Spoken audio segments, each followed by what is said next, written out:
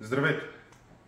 Като председател на Движение България на гражданите, аз и моите колеги заставаме твърдо зад кандидатурата на адвокат Чавдар Чавдаров.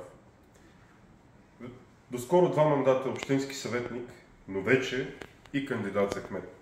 Защо ли? Защото България и нашите градове имаме нужда от доказали се хора в своята област, професионалисти, които могат ежедневно да решават проблемите на нашите съграждани. Най-добрият модел на управление за нашите градове се нарича местни коалиции. Това е за което аз заставам и вярвам все повече хора. Местни коалиции, защото разчитаме на първо място личностите, на второ място техния професионализъм и на трето място техния опит. А не разчитаме на политически гръб. Разчитаме на най-голямата партия в България – партията на хората.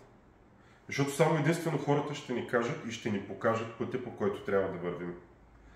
Вярвам, че адвокат Чавдаров и колегите от различните организации и партии, които застанат зад него, заедно ще успеем да постигнем първо резултатите на местните избори на 29 октомври, но и ще бъдем по-силни.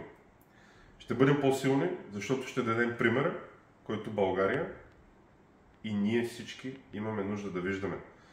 Моя опит в създаването на местни коалиции, издигането на личности и на хора, които са доказали своята работа, е вече 2 мандата. Този опит е доказан и той работи. Така че, колеги от организации, от партии, от листата ни за общински съветници, уважаеми адвокат Чавдаров, вярвам, че ще постигнем успеха заедно и ще бъдем по-силни. До скоро!